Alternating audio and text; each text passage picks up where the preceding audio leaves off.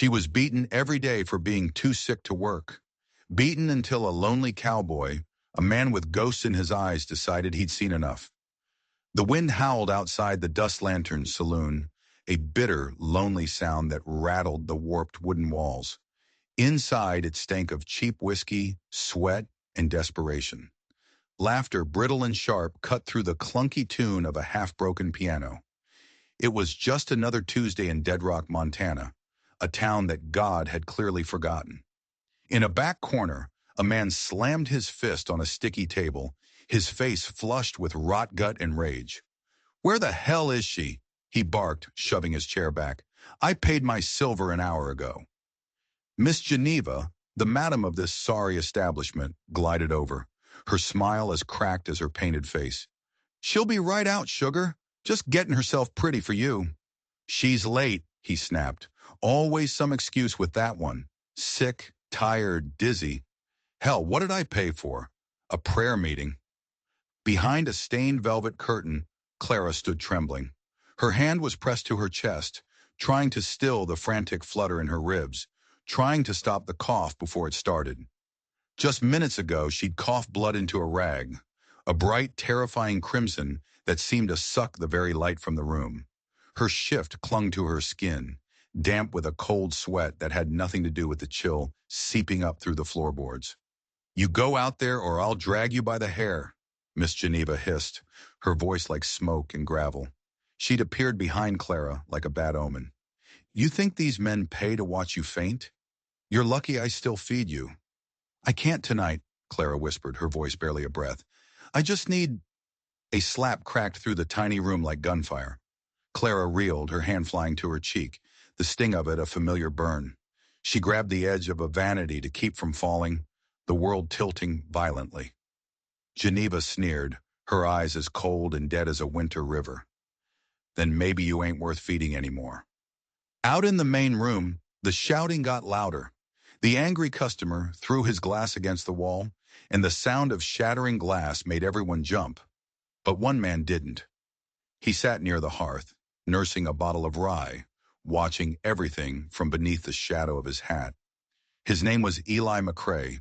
He'd been in Dead Rock less than a day, but it was long enough to know the place stank of endings. His coat was dusted with the snow of a long journey, his dark hair slicked back. He was a statue in the chaos, his eyes still and deep, reflecting the firelight. He saw everything. "Get out there!" Geneva snarled at Clara, giving her a rough shove. "Now!" Clara tried to take a step, but her knees gave out. She collapsed, a wheezing, body-racking cough tearing out of her.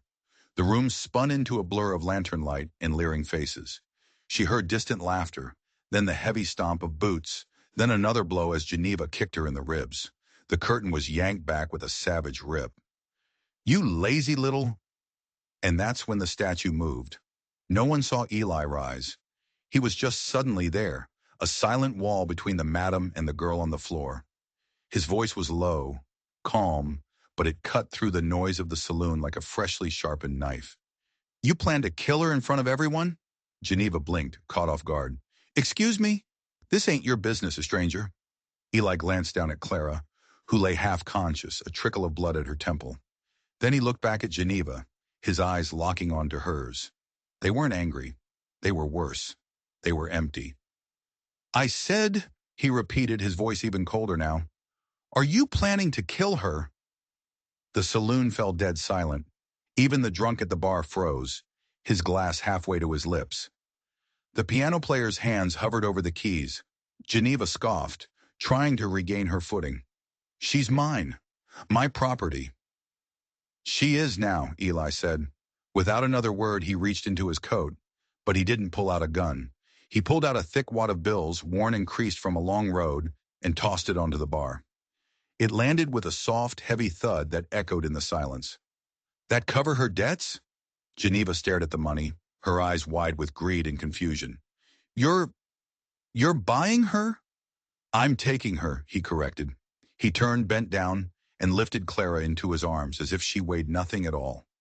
She was a bundle of rags and bones, her head lolling against his shoulder, her breath a warm, faint whisper against his neck. She smelled of soap and blood. Geneva opened her mouth to argue, maybe to demand more, but one look at the stranger's eyes and the words died in her throat. There was no argument to be had. There was a promise in that gaze, a quiet, brutal promise of what would happen if she tried to stop him. Eli turned and walked toward the door. The whole saloon watched him go. The door creaked open, and a gust of freezing wind and snow swirled into the room, cutting through the smoke. Then he was gone, stepping out into the white, unforgiving night, carrying the broken girl away from the only hell she'd ever known, and straight into another. Because this quiet stranger, he wasn't a hero. He was a man running from a debt of his own, a debt that could only be paid in blood. The snow swallowed them whole. One minute they were there, a dark shape against the saloon's light, and the next they were gone, erased by the storm. Inside, nobody spoke. Nobody followed. You don't follow a man who looks like he's already on speaking terms with death. The wind howled, tearing at Eli's coat, stinging his cheeks with ice. He pulled the rough horse blanket tighter around Clara, who was a limp, fragile weight in his arms. He had her laid across his saddle, her head resting against his chest, her small body barely making a dent. She was lighter than a memory, too light. It was the weight of someone who hadn't been fed kindness in a long, long time. As he mounted his horse, she stirred, just once. A murmur, so faint he almost missed it in the wind. "Don't take me back," she breathed, her voice raw and broken. "Please, not back there." "You're not going back," he said, his own voice a low rumble against her ear. He wasn't sure if she heard him or if she'd already slipped back into the fevered darkness. The horse plodded on, its hooves crunching through the deep snow, climbing a narrow trail up into the pines. The world was a swirl of white and black, silent except for the wind and the strained breathing of the woman in his arms. He knew this feeling, the feeling of carrying a life that was about to flicker out. He'd done it before, on battlefields choked with smoke and screams, under a flag he no longer saluted. He had carried boys younger than her, their lives spilling out into the mud, their names already turning to ghosts. After the war, he'd sworn an oath. Never again. Never lift a weapon. Never take a life. Never get involved. He'd wandered west to bury the man he used to be, and now here he was, with a stranger in his arms, a woman who might not live to see the dawn, riding into the heart of the very trouble he'd sworn to avoid. He was breaking all his own rules. The question was, why? Just before nightfall, they reached a small clearing. Nestled in the trees was a log cabin, a thread of smoke curling weakly from its chimney. It was small, a little rough, but it stood strong against the storm. His home. He dismounted, lifting Clara carefully, her head rolling slightly with the movement. He carried her through the knee-deep snow and kicked the door open. Inside was dim and cold, the fire in the hearth long since turned to ash. He laid her gently on the simple cot by the window, her body sinking into the thin mattress. Then he moved with a quick, practiced urgency. He coaxed the fire back to life, the dry kindling catching fast, the flames licking upward like hungry orange fingers, casting flickering shadows across the room. He didn't undress her, just pulled off her worn boots and the snow-drenched shawl. He wrapped her in every blanket he owned, piling them high. Then he went to a small tin box on a shelf. Inside were dried herbs, gathered from the meadows in the spring. His mother's remedy for coughs and chills and the kind of soul sickness that medicine couldn't touch. He brewed a tea, the sharp, clean scent of pine and sage filling the small cabin. He knelt by her side, lifting her head with a gentleness that seemed at odds with his rough hands. "Drink this," he murmured, holding the warm mug to her chapped lips.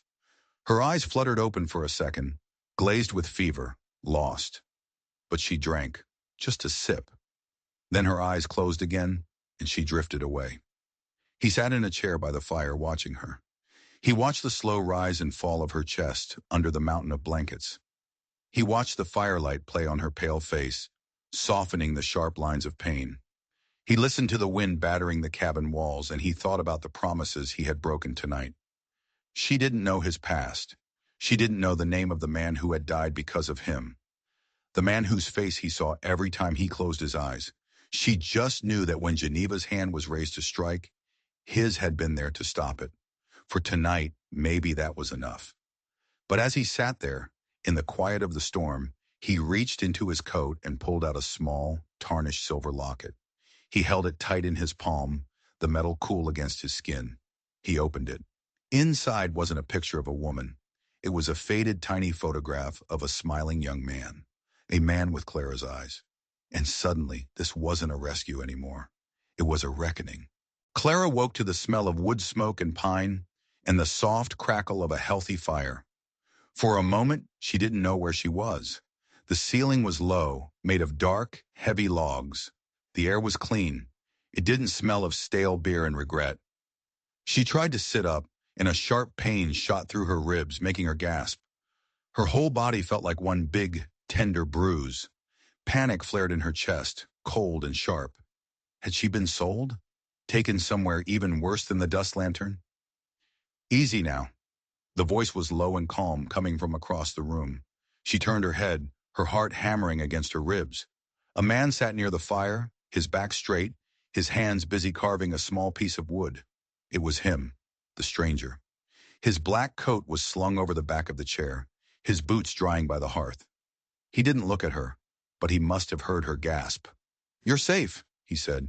"You're in my home." She pulled the blankets up to her chin, a shield against this strange, quiet man and his strange, quiet cabin. What do you want?" she whispered, the words scratching her raw throat.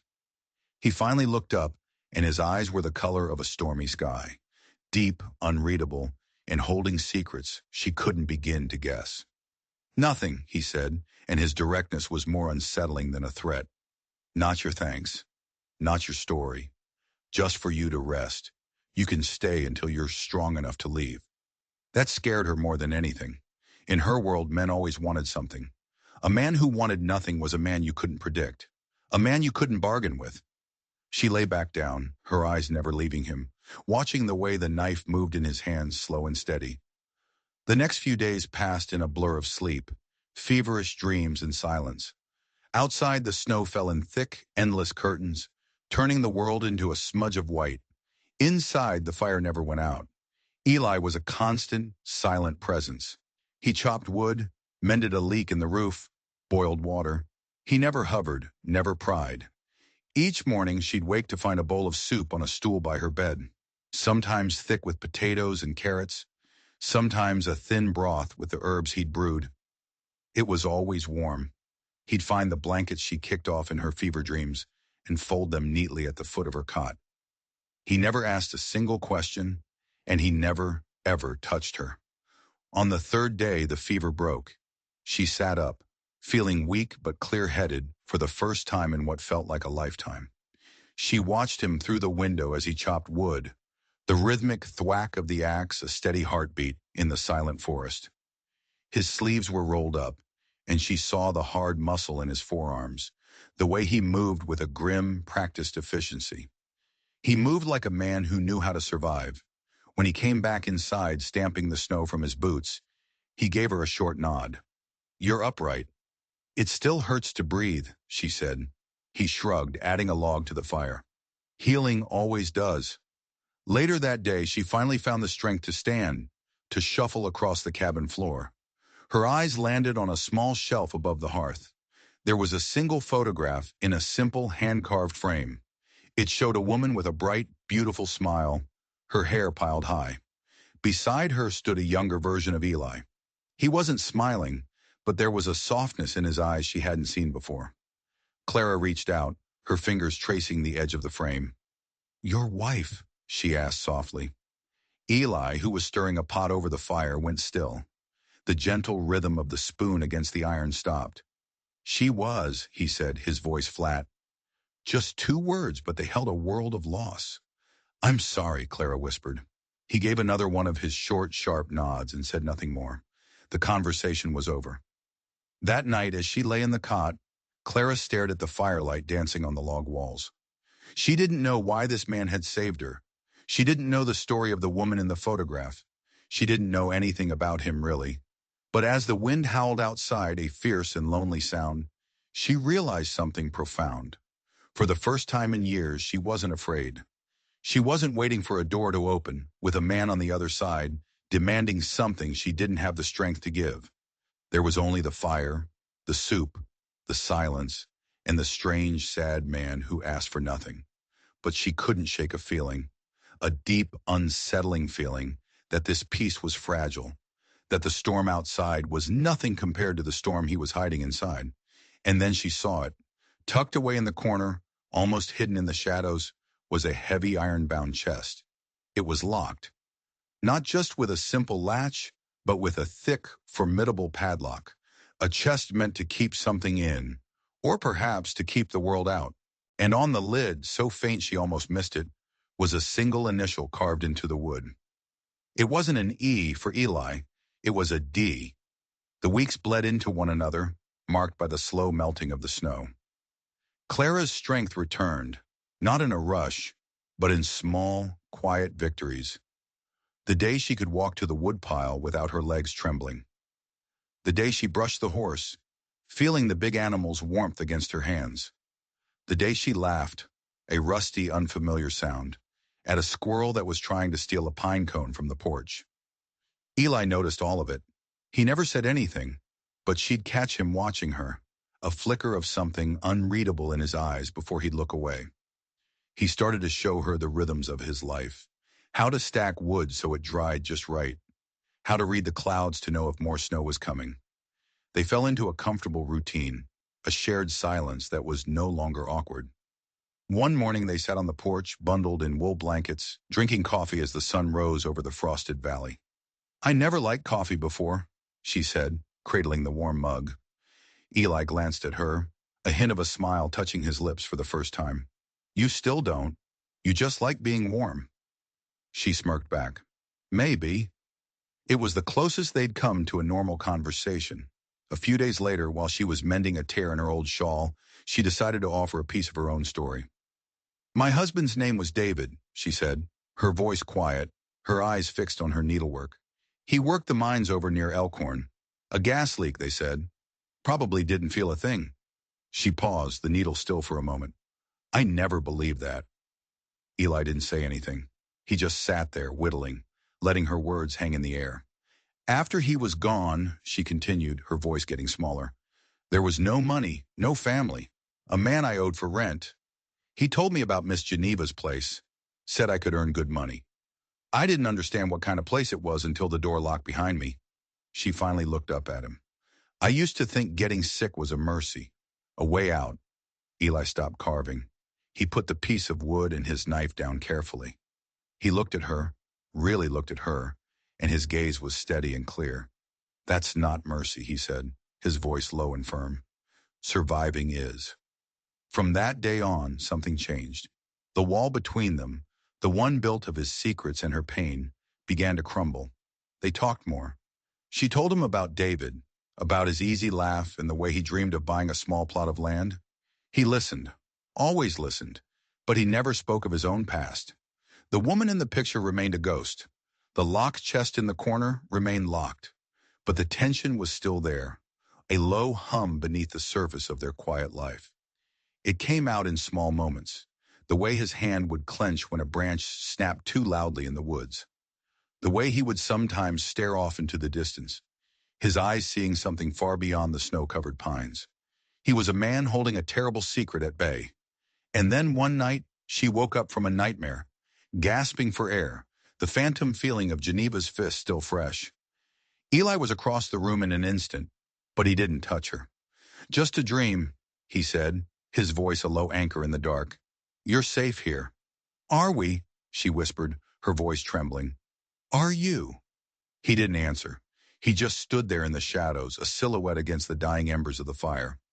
Meanwhile, back in Dead Rock, the whispers about the girl who vanished had turned into a bounty. Geneva wasn't just angry about the money Eli had thrown down. She was furious. She was obsessed. "He didn't just take a girl," she snarled to anyone who would listen. "He took something of mine, something valuable." A man named Luther Cobb, a bounty hunter with a face like a crumpled map and eyes like chips of ice, listened with interest. He tore the notice from the general store wall. $50 for a runaway girl. Easy money. But as he read the description, he paused. "A stranger, you say?" Tall, dark coat, rides a bay mare with a white blaze? Geneva nodded impatiently. That's him. Why? A slow, cruel smile spread across Luther's face. He knew that horse, and he knew that man. He had unfinished business with Eli McRae, business that went back to the war, business that involved betrayal, pain, and a debt he planned to collect with interest. Oh, I'll find your girl, Luther said, folding the notice and tucking it into his pocket. But the man is mine. He rode out at dawn, not just following tracks in the snow, but following the trail of a ghost he'd been hunting for years. Up in the cabin, Clara had found a fragile piece. She had no idea that the man who had saved her had just put her in the crosshairs of a devil. The silence in the woods was the first warning. One afternoon, Eli was splitting logs, the axe rising and falling in a steady, calming rhythm.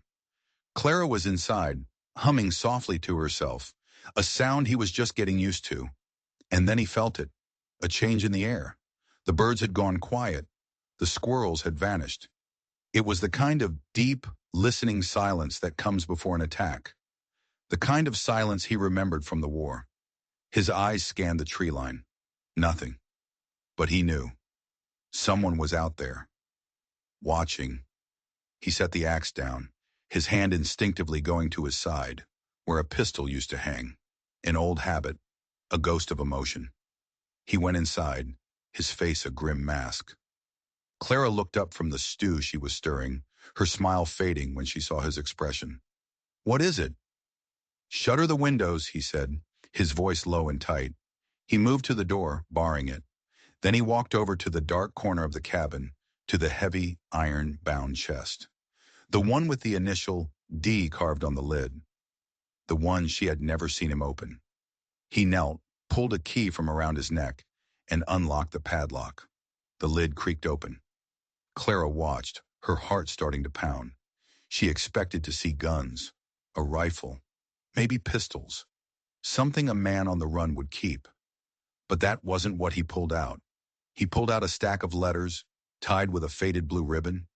He pulled out a worn, leather-bound journal, and at the very bottom, wrapped in oilcloth, was a long, heavy cavalry sword, its hilt tarnished with age, and something that looked disturbingly like old, dark blood.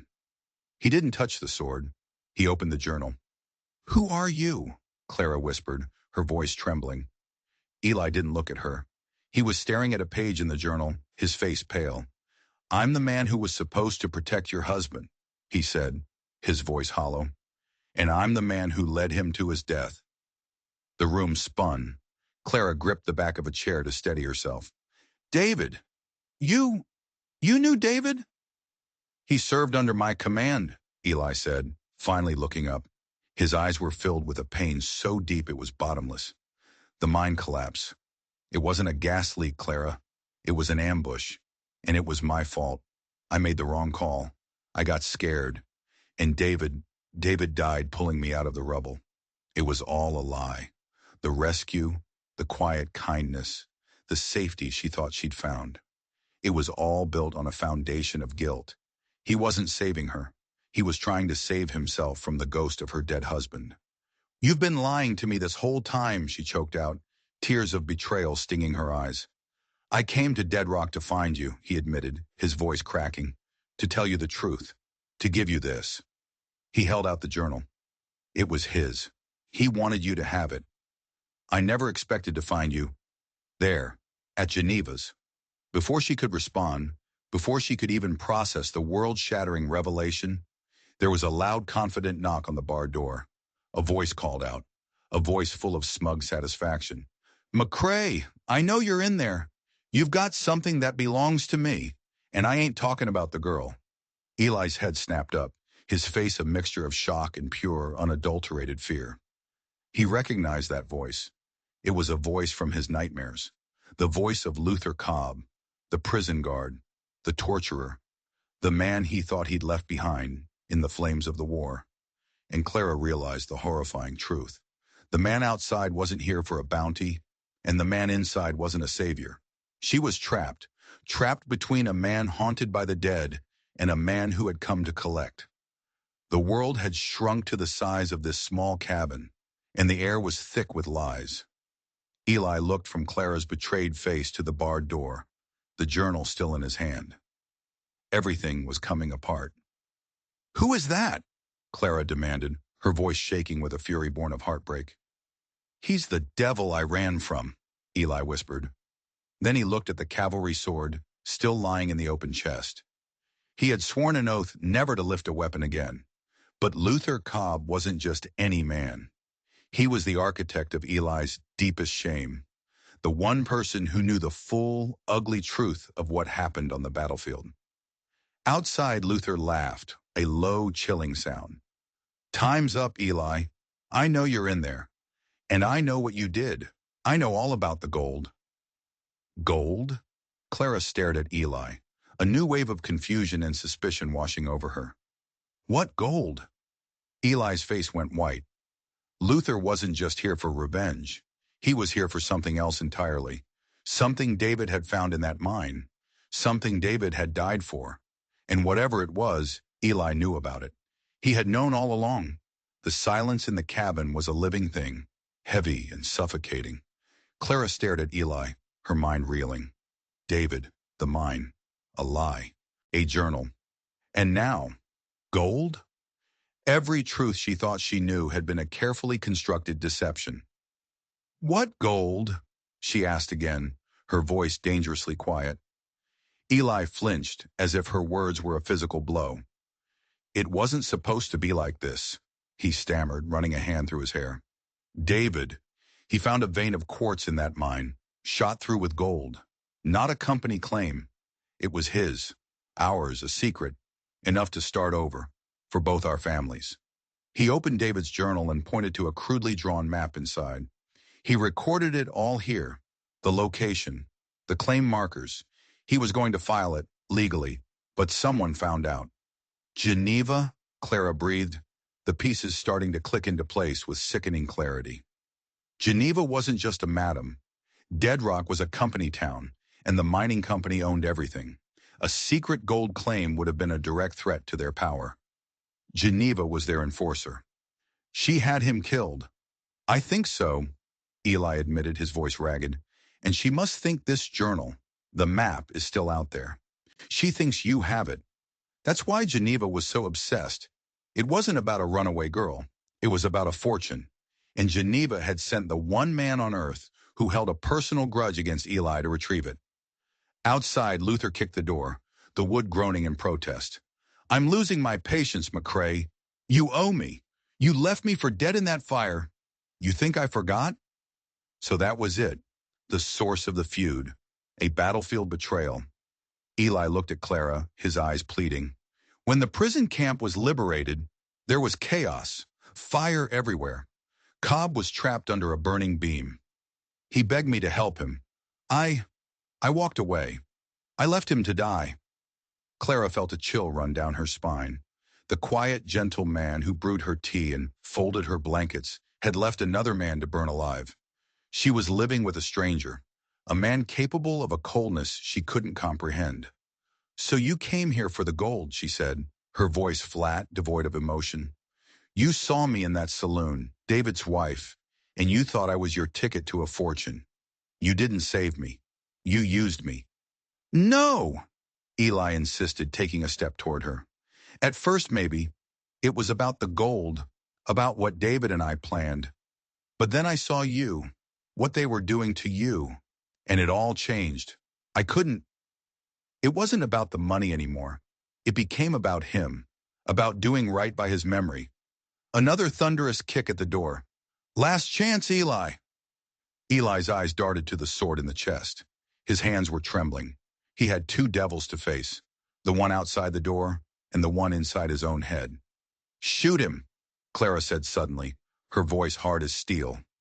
She pointed to a shotgun mounted over the fireplace, a gun she hadn't even noticed until now. "You have a gun. Use it." Eli looked at the shotgun, then back at his shaking hands. "I can't," he whispered. "I swore an oath. No more killing." "That oath didn't seem to bother you when you left that man to die in a fire?" She shot back, her words like acid. "Your promises are convenient, aren't they? You pick and choose when to be a good man." The truth of her words hit him harder than any fist. She was right. His whole life had become a fiction, a story he told himself to keep the ghosts at bay. Crack. The sound of splintering wood came from the back of the cabin, a shutter breaking. Luther wasn't waiting for an invitation anymore. He was coming in. Eli looked at Clara, at the fire in her eyes. It wasn't fear. It was rage. She had been a victim for so long, a pawn in the games of men. First David's death, then Geneva's cruelty, now Eli's lies and Luther's revenge. Something inside her snapped. She wasn't going to be a pawn anymore. While Eli stood frozen, trapped by his past, Clara moved. She didn't grab a weapon. She ran to the fireplace, but she didn't grab the gun. She grabbed the heavy iron poker, its tip still glowing a faint orange from the embers. "If you won't fight for me," she said, her voice ringing with a strength she didn't know she possessed, "then I'll fight for myself." The back window shattered, and Luther Cobb's arm reached through, fumbling for the latch. Clara didn't hesitate. She didn't wait for Eli to save her. She gripped the poker, its heat a searing promise against her palm, and charged. She was no longer the sick, broken girl from the dust lantern. She was a survivor, and her war was just beginning. Luther scrambled through the broken window, a nasty grin on his face. He saw Clara coming at him, poker in hand, and he laughed. "Feisty, ain't she? I like that." He swatted the poker away with the barrel of his revolver, the clang of metal on metal echoing in the small room. He grabbed her by the front of her dress, hauling her off her feet. "Now," he snarled, pressing the cold muzzle of the gun to her temple. "Let's try this again. Eli, give me the journal, or your friend's wife gets to meet him in the afterlife." Eli stood rooted to the spot, his face a mask of anguish.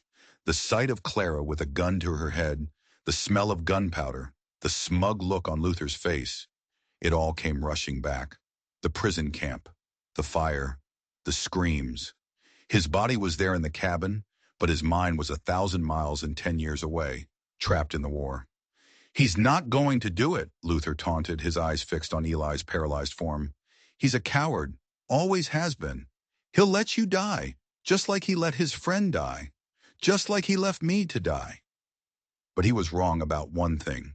He was looking at Eli, but he wasn't seeing Clara. He didn't see the fire in her eyes harden into something cold and sharp. He didn't see her glance down at his hip, at the long hunting knife sheathed in his belt. "You're right," Clara said, her voice surprisingly calm. "He is a coward."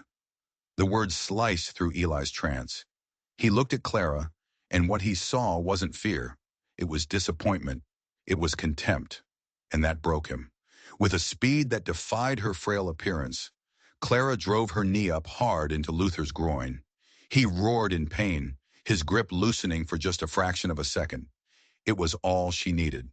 Her hand shot out, grabbed the handle of his knife, and yanked it from its sheath. She didn't stab him. She didn't scream. She reversed her grip and shoved the handle of the knife hard into Eli's chest. "Fight!" she screamed, her voice tearing with desperation and fury. The solid thump of the knife against his sternum, the feel of the handle in his hand, the raw command in her voice. It was like a bolt of lightning, shocking him back to the present. He looked down at the knife in his hand, then at Luther, who was recovering, his face contorting with rage. He looked at Clara, standing defiant between them. She hadn't just fought back. She had tried to give him the will to fight too. Something inside Eli McCrae, something long dead and buried, finally broke free. The oath he had made was a lie to cover his shame. The peace he sought was a coward's retreat. Clara was right. He wasn't a good man hiding from his past. He was a weak man hiding from himself. No more. Luther raised his pistol to take aim at Clara. "You stupid little—" He never finished the sentence. Eli didn't charge. He didn't roar. He moved with a liquid silence, a deadly grace he hadn't used in years. He closed the distance in 2 long strides. There was no rage in his eyes. There was nothing. Just a cold, terrifying emptiness. Luther's eyes widened in shock. This wasn't the broken prisoner he remembered. This was the soldier, the killer. The gunshot was deafening in the small cabin. The bullet ripped through the floorboards as Eli twisted Luther's arm, forcing the shot wide. The revolver clattered to the floor. Before Luther could react, Eli drove the hunting knife upward, under the ribs, with all the force of 10 years of pent-up guilt and self-loathing. Luther gasped, a wet, rattling sound. He looked down at the handle protruding from his chest, then up at Eli, his eyes full of disbelief. He slid to his knees, then fell face first onto the floor, silent and still. The cabin was plunged into a ringing silence, broken only by the sound of two people gasping for breath. Eli stood over the body, his chest heaving, the knife still in his hand. He looked at the blood, at his hands. They were shaking violently. The horrors he had tried to outrun had finally caught up. The dam had broken, and a decade of suppressed violence and trauma came flooding back.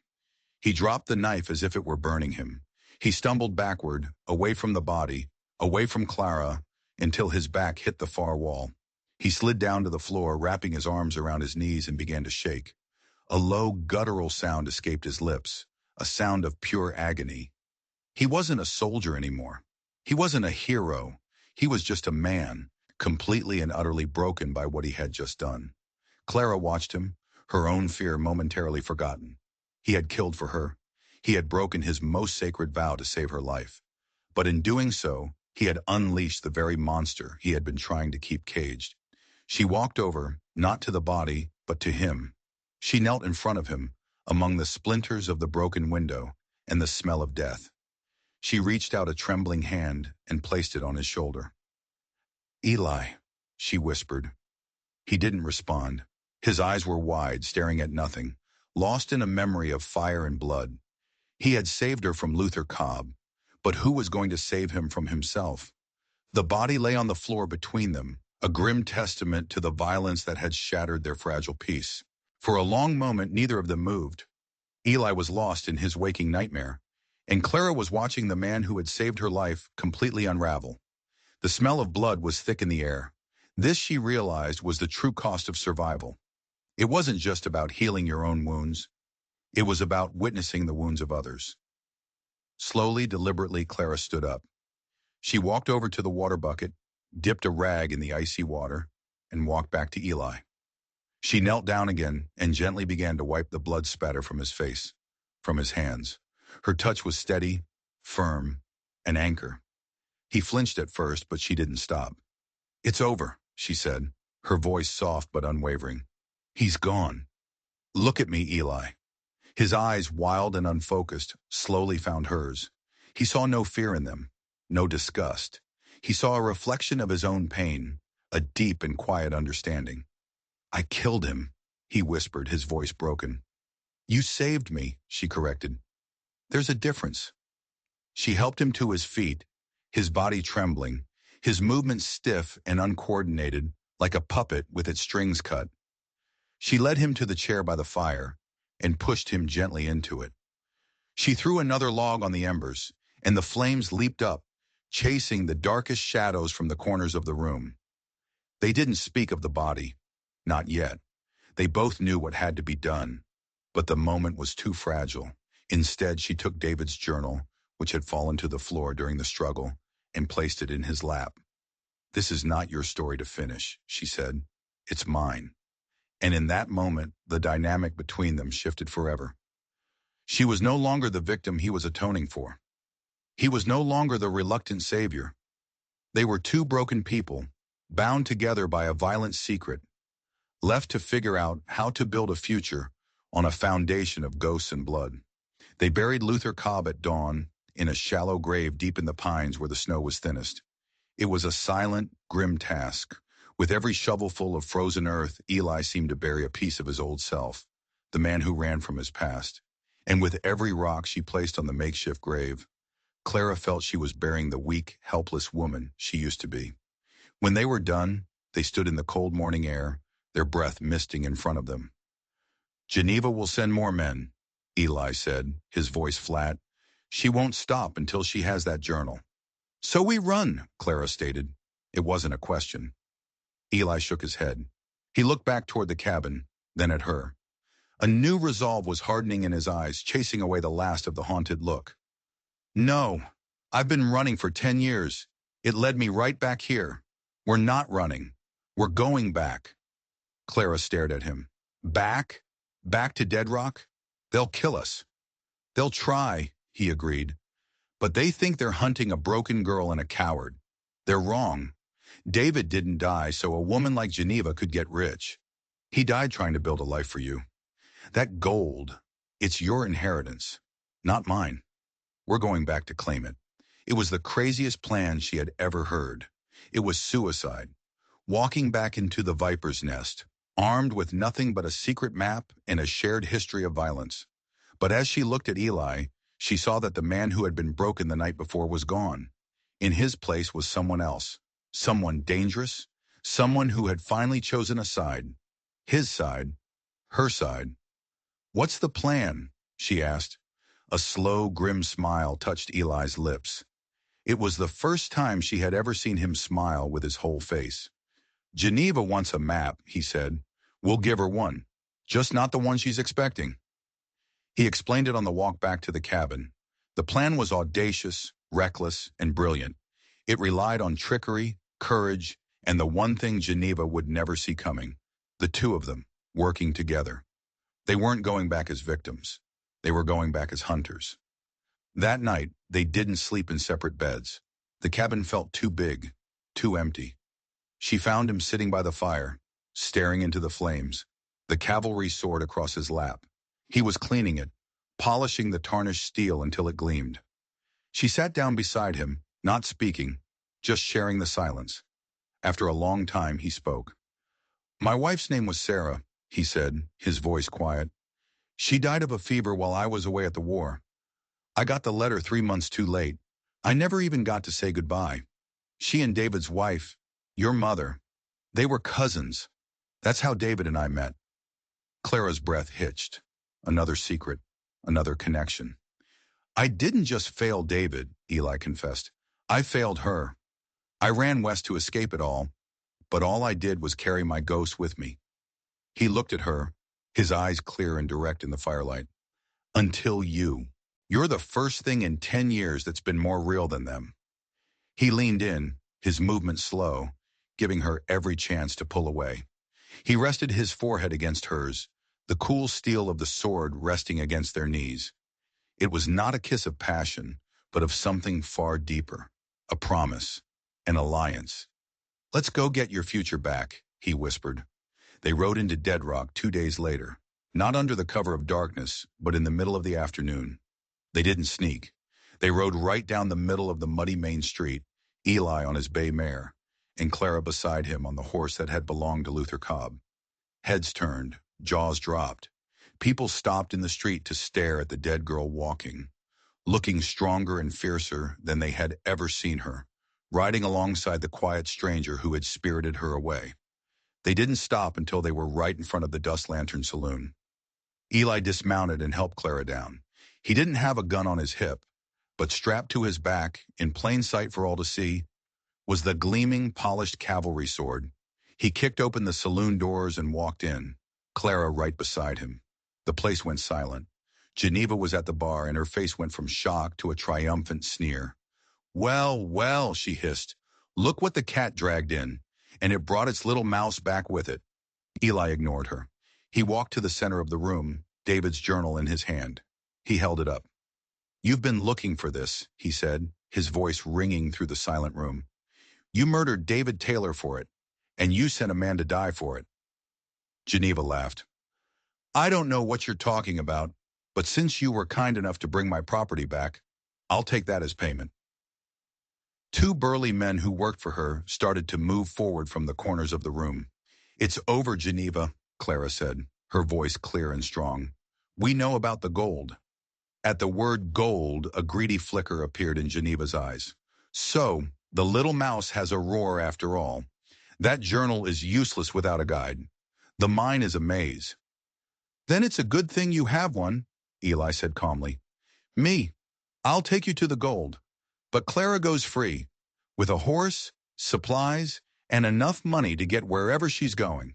You have my word. Geneva narrowed her eyes, suspicious. And what do you get out of it? A 10% finder's fee, Eli said smoothly, and the satisfaction of seeing David's wife safe, It's what he would have wanted. It was the perfect bait, an offer that played to her greed while seeming honorable enough to be believable. She studied him for a long moment, then a slow, cruel smile spread across her face. "All right, cowboy," she said. "You've got a deal. You lead, we follow. But just so we're clear," she nodded to her men, who drew their pistols. "You try anything, and we'll paint these walls with the both of you." Eli gave a short nod. "Tomorrow, at sunrise." He and Clara turned and walked out, the entire saloon watching them go. As soon as the doors swung shut behind them, Clara turned to him, her heart pounding. "Are you insane?" she whispered fiercely. "She's going to kill you the second you show her the gold." Eli looked down at her, and for the second time, she saw him smile. A true, genuine smile. "Who said I was going to show her the gold?" he asked. "I'm going to show her the justice." He led her to the livery, where he paid for their horses for the night. Then he turned to her. "I need you to trust me one more time," he said. "This only works if she believes we've been separated. She'll have men watching you." He pressed a small, folded piece of paper into her hand. "This is a page I tore from the back of the journal. It's a map, not to the gold, but to my cabin. Get there as fast as you can. Bar the door. Don't open it for anyone but me." "What are you going to do?" she asked, her voice full of fear. "I'm going to lead her on a little chase," he said, his eyes glinting. "The old North mine shaft. It's unstable, dangerous. The company abandoned it years ago after a series of collapses." He was leading them into a death trap he knew like the back of his hand. "They'll kill you," she said. "No," he said, his voice soft but certain. He gently touched her cheek. "I'm not the one who's going to die in that mountain, Clara." With that, he turned and walked toward the town's only hotel, leaving her standing alone in the fading light. She clutched the map in her hand, her heart torn between terror and a fierce, burning hope. The final act was about to begin, and the price of their freedom would be decided deep in the darkness, under a mountain of rock and lies. The next morning, the air was crisp and cold, the sunrise painting the sky in shades of blood and gold. Eli met Geneva and her two hired guns at the edge of town. He was mounted, the sword still strapped to his back, his face calm and unreadable. "Let's go," Geneva said, impatient. "And this better not be a trick." "The gold is real," Eli said, and it wasn't a lie. He led them up into the hills, taking a winding, difficult path toward the abandoned northern shafts. He could feel their eyes on his back, could sense the tension coiling in the air. They were letting him lead, but the moment he was no longer useful, a bullet would be his reward. He was counting on it. Meanwhile, Clara had slipped out of town hours before dawn. She rode Luther Cobb's horse hard, pushing it through the familiar trails back toward the cabin. Every rustle of leaves, every shadow made her jump. She felt exposed, alone. She was trusting Eli with her life, trusting in a plan that felt like a wild, desperate gamble. She reached the cabin by mid-morning, her horse lathered and breathing hard. The clearing was silent, peaceful. It felt like a lifetime ago that she had arrived here, a broken, feverish mess. She quickly barred the door, shuttered the windows, and grabbed the shotgun from over the fireplace. She checked the load. She didn't know if she could use it, but she wouldn't be helpless again. Ever. She settled in to wait, the silence of the cabin a tense, listening thing. Deep in the mountains, Eli led Geneva and her men to a gaping hole in the rock face, old timbers groaning around the entrance. "This is it," he said. "The shaft David found. It's unstable. We go on foot from here." They dismounted, their eyes gleaming with greed. Geneva's man held a pistol to Eli's back as they entered the oppressive darkness, their lanterns casting long, dancing shadows. The air was cold and damp, smelling of wet rock and decay. Eli guided them through the labyrinthine tunnels, referencing the journal. He pointed out false trails and recent rockfalls, building their trust, making them believe he was indispensable. He led them deeper and deeper into the earth. Finally, they reached a large cavern.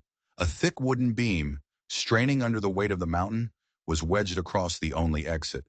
"The main vein is just through there," Eli said, pointing. "But David wrote that this support beam is rotten. One good shock, and the whole passage could come down." Geneva sneered. "Then we'll be careful." She shoved him forward. You first, cowboy. Eli walked toward the beam. This was it. The entire plan hinged on this moment. He reached the beam, placed a hand on it, and turned back to face them. You're right, Geneva, he said, his voice echoing in the cavern. The gold is real.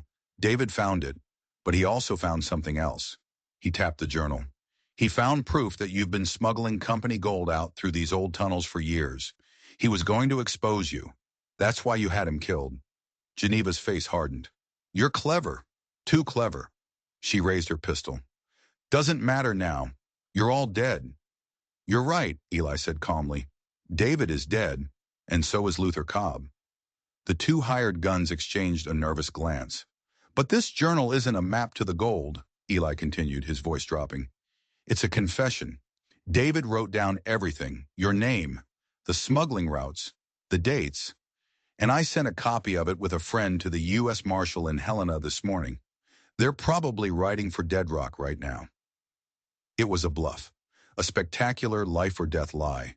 Geneva's face contorted in a mask of fury. You're lying. Am I?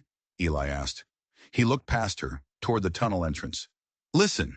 In the distance, faint but clear, came the sound of a horse's whinny.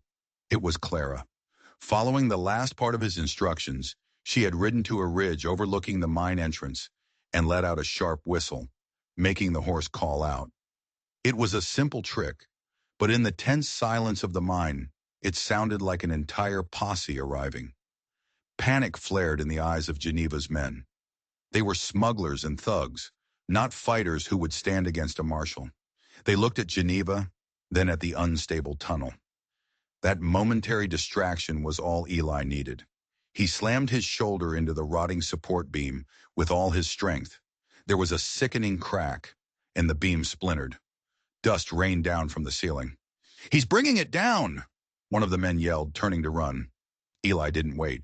He dove forward, rolling under the collapsing section of the tunnel, just as tons of rock and earth began to cascade down. He scrambled through the darkness as the world behind him imploded in a deafening roar. The cavern, along with Geneva and her men, was buried forever. He emerged from the other side of the tunnel, bruised, battered, and covered in dust, but alive. He stumbled out into the blinding sunlight, gasping for air. Clara was there, on the ridge, waiting.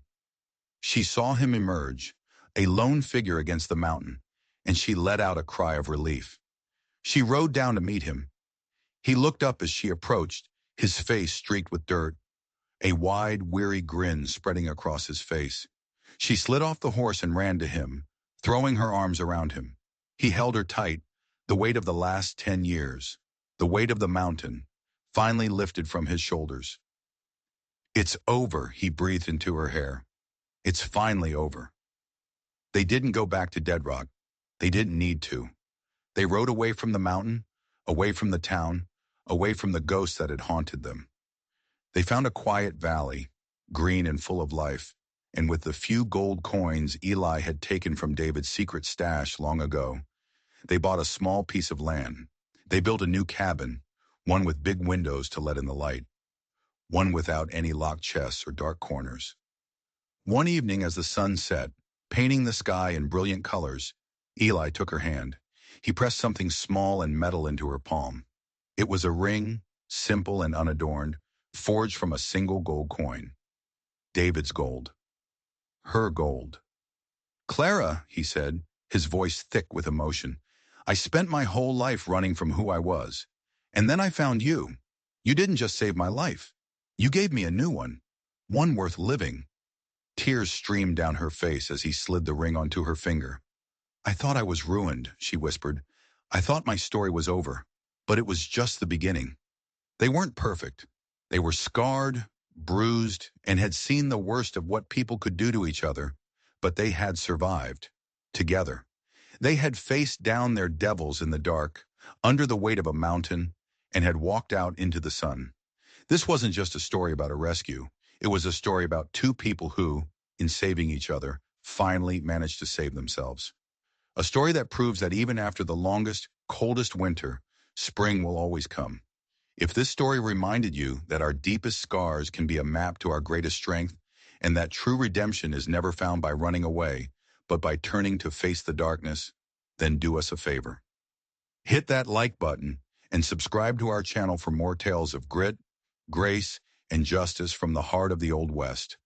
Don't forget to ring that bell so you don't miss the next story. Until then, ride safe.